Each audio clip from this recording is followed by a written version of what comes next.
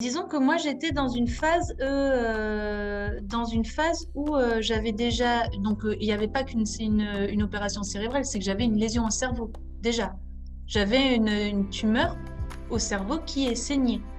Donc, c'est pas la moindre des choses, c'est pas qu'une opération, c'est que j'étais dans un contexte de maladie et qu'en plus de ça, eh bien, en plus de ça, j'avais été sous morphine et j'étais à fond gavée de médoc à ce moment-là. Donc, donc en fait, ce qui s'est passé, c'est que en août, j'ai arrêté la morphine et là, je me suis dit, donc j'ai galéré et je ne voulais, disons que je ne voulais plus rien faire de ma vie parce qu'en fait, je n'avais plus envie de rien, mais j'étais pas dépressive à ce moment-là, pas du tout. C'était juste que je ne voulais plus, travailler, j'étais en brisette, je ne voulais plus travailler, je ne voulais plus faire ce que j'avais toujours su faire, plus rien n'avait de sens pour moi. Il m'était arrivé ça, c'était la chose de trop, plus rien n'avait de sens. Je t'ai écrit et c'est là que je me suis présentée et dans ce message-là, je t'ai écrit j'ai toujours eu des rêves, mais le problème d'aujourd'hui, c'est que mes rêves, ils sont plus grands, encore plus grands et que j'ai plus rien. Complètement perdu et d'autant plus que mes rêves ne faisaient plus partie de la réalité. Il y a un moment, et c'est là qu'on se disait tout à l'heure, c'est que moi j'étais prête, il fallait que quelqu'un m'aide à aller toucher les étoiles, sinon c'était foutu. Moi j'étais prête à plus rien faire, à rester dans mon pieu toute ma vie, clairement. Et c'est là où en fait, eh bien, où moi je t'ai dit, voilà, moi si tu, ben voilà, moi j'ai des rêves plus grands, je veux plus, alors que j'ai plus rien, que je suis au plus bas. Et toi tu m'as dit, ben vas-y, on va toucher les étoiles, quoi. C'est ça. Et vraiment ce truc, ben, je me rappelle au téléphone quand je t'ai eu et que tu m'as dit, ben on y va.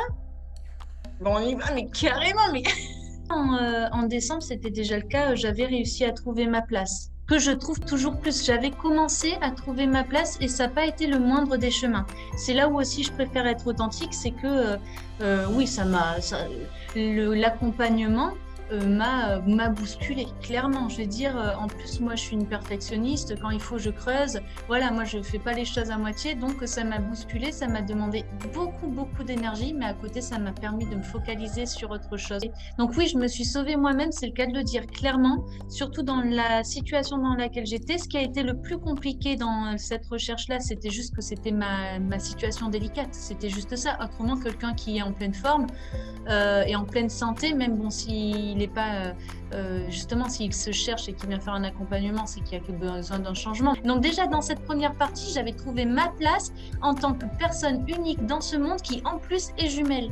C'est identifié et c'est vrai que c'est là aussi toute la difficulté, c'est que identifier sa place à soi en tant que personne unique et créative, comme tu m'as appris à l'être, et avec mon histoire. Avec mon histoire et prendre sa place, ça passe aussi par l'action. C'est-à-dire, qu'est-ce que tu mets en place pour prendre ta place? Et en fait, c'est là où déjà rien que ce début d'objectif, qui est juste un début d'objectif, était déjà hyper. On en touchait une d'étoile, quoi. Et donc ça, pour le coup, oui, moi j'ai réussi à le faire. Et il a fallu de la persévérance et de la constance. Quand je vois les phases que j'ai passées avec ça qui m'a, voilà, comme tu dis, je me suis sauvée et avec voilà ton accompagnement, il y a eu des moments qui étaient compliqués et si j'avais pas eu ça, c'est clair que non, ça aurait été une grosse dépression. Surtout que je n'avais aucun suivi et aucun appui de la médecine généraliste. J'ai toujours su que tu avais confiance en moi. Donc en fait, j'avais confiance sur le fait que toi, tu avais confiance en moi. Comme à ce moment-là, j'étais pas encore capable d'avoir confiance en moi. Par contre, j'avais confiance en toi qui avait confiance en moi. Eh bien déjà, plus accessible. Alors disons que moi, derrière cette réussite, il y avait une vraie exigence, mais pas dans le sens de l'excellence. Là, il y avait une vraie exigence pleine, toute bloquée. Et donc, c'est vrai que déjà, cette réussite-là, elle n'existe plus chez moi. Parce que grâce à ce marathon, moi, tu sais, j'aime bien quand... Moi, j'ai toujours mes métaphores avec l'aspect marathonien. Donc, grâce à ce marathon qui m'a demandé beaucoup de persévérance et de constance, eh bien, j'ai compris aussi que je pouvais... En fait, on peut tout avoir quand on est persévérant et constant. Par contre, être persévérant et constant, c'est pas la moindre des choses. Et moi, j'avais aussi toujours, tu sais, ce truc de « Ouais, Val, t'es forte, t'es toujours souriante. » En fait, auprès des copains, j'étais beaucoup comme ça, alors qu'en plus, c'était un masque. Et j'étais super à fond.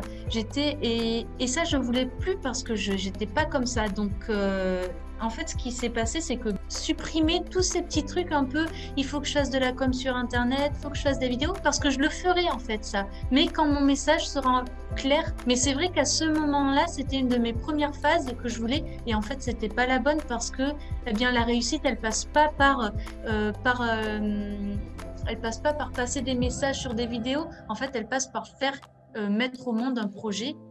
Et d'autant plus que moi, dans ma réussite, eh bien, je suis pas neurologue. Je suis pas neurologue, j'ai pas fait d'études en neuropsy, j'ai pas ni en neurosciences, et que donc si je montais un accompagnement et une conférence, je pouvais pas dire j'ai appris ça, j'ai fait telle étude, il fallait que ce soit empirique sur mes expériences à moi. Donc il fallait en fait que de ce projet-là, tout soit assez carré, aligné.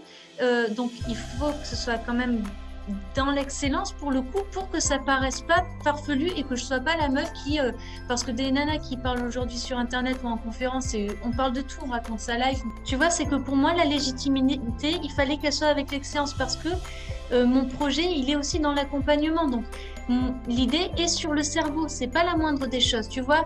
C'est que accompagner sur le cerveau, c'est que moi je me voyais déjà le jour où je passe des messages me dire ok, parce que j'ai bossé avant en pôle médical, entouré de professionnels de la santé. Donc je sais ce que c'est, et je sais ce que c'est aussi de pas de, mais oui, d'avoir à se prouver et à se justifier. Et là, je me suis dit, ok, je veux passer des messages sur cette thématique-là, qui est en plus, il y a en plus de ça la thématique de l'amnésie traumatique. Enfin, en plus des maladies du cerveau. Moi, je pleurais dans mon lit, hein, je te jure. Moi, je pleurais dans mon lit, je me disais, je ne vais jamais y arriver. Et voilà, moi, je voulais aller toucher les étoiles. Donc, en soi, c'était ça, c'était le truc. Pour moi, il n'y a pas possibilité de ne pas le faire.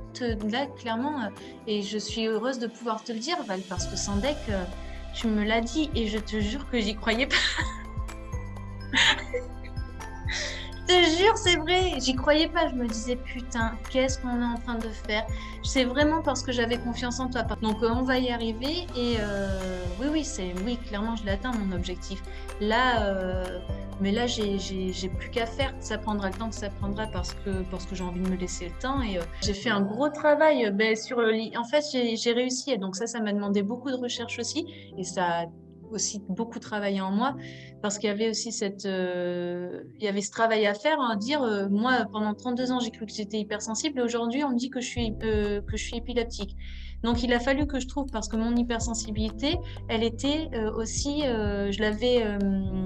je m'étais, disons, diagnostiquée hypersensible parce que j'avais des troubles anxieux, mais qui me permet aussi de créer maintenant mon accompagnement, voilà, un accompagnement qui me parle et qui me correspond. Donc ça a été super, parce que j'ai vraiment pu travailler là-dessus. Et maintenant, je vais aussi essayer d'y joindre l'aspect haut potentiel. Le côté hyperactif d'un cerveau, tu vois, les connexions trop intenses du cerveau, et les troubles anxieux qui font partie de l'hypersensibilité, de l'épilepsie, du haut potentiel. Et je suis en train de faire un accompagnement pour tous ces symptômes-là, et aussi faire des liens. Un hypersensible, là les liens que je voulais faire, c'était un hypersensible peut-il être épileptique, un épileptique est-il hypersensible? Dans les 3 mois qui viennent, eh bien, les actions que je vais mettre en place, c'est déjà pour le coup, là je commence, comme on disait tout à l'heure sur mon accompagnement, je me teste, j'en parle. Je commence aussi à filtrer ma clientèle, je ne le propose pas à tout le monde. Donc ça me fait aussi, ça me plaît de pouvoir dire, ah tiens, celle-là, je vais lui en parler, ah tiens, celle-là, je lui en parle pas. Et elle, je lui propose je lui ferme pas la porte, je lui propose, comme on avait dit, des séances classiques, quoi. Donc là, disons que dans 3 mois, mon accompagnement, il sera mis en place, il sera proposé, les possibilités de paiement seront, tout sera calé, quoi.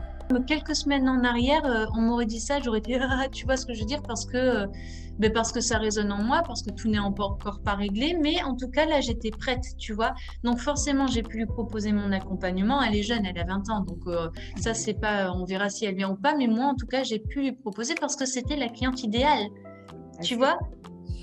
Et pour le coup, ce qui a été super, c'est que je me suis rendu compte, parce que faire sur papier, c'est cool, mais là, je me suis rendu compte à quel point mon histoire, mon témoignage, eh bien, pouvait aider ces personnes-là. Les symptômes, quand elles me parlent de ces peurs, du fait de psychoter, les médicaments, de tout ce que ça entraîne d'être épileptique, de tout ce que ça entraîne au niveau des crises d'angoisse, des crises de panique. Si tu vois ce que je veux dire, dans cette séance-là, j'ai pris ma place. Parce que prendre sa place, c'était dans tous les contextes. Mais là, j'ai pris ma place dans ma séance. Parce que être thérapeute, être accompagnant, tout le monde peut l'être. Je veux dire, tu fais ta formation, tu fais ce qu'on te demande de faire, tu es comme tout le monde, c'est cool. Mais prendre sa place dans son cabinet, avec son histoire, avec sa création, son propre accompagnement, et que ce que j'ai appris, la santé par le toucher et la kinésiologie, ce sont que des outils.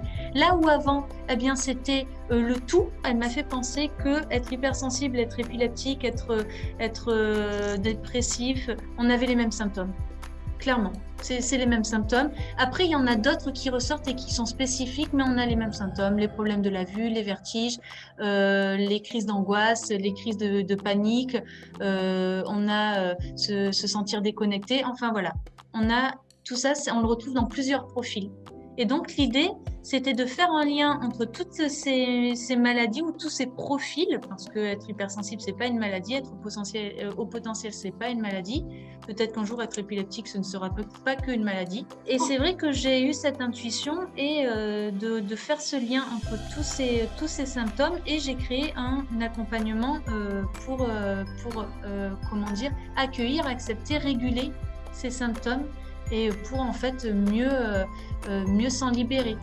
J'en retire bon, déjà eh bien une grande fierté. Pour le coup, je suis fière de moi. Et c'est vrai que toutes ces années où je me dis est-ce que je suis intelligente, où je me suis beaucoup, j'ai jamais été dans la norme, donc j'ai toujours douté de moi. Là, je trouve honnêtement, je dis tout le temps à mon conjoint, t'es fière de moi, parce que je dis moi, je suis super fière de moi, vraiment une grande fierté et à la hauteur de mon exigence. Tu me connais, j'accepte en fait aussi d'être ce que je suis avec mon énergie du moment. Parce que, comme je te disais, des fois, je suis encore fatigable, parce que des fois, j'ai encore de la mémoire qui, des fois, je me demande par où elle est passée. Tu vois, c'est arriver à faire quelque chose de puissant avec mes capacités. Parce que souvent, on se dit, tu vois, souvent, pour faire quelque chose de grand, faire quelque chose de puissant, c'est être le meilleur, c'est être dans l'élite, c'est être sans relâche.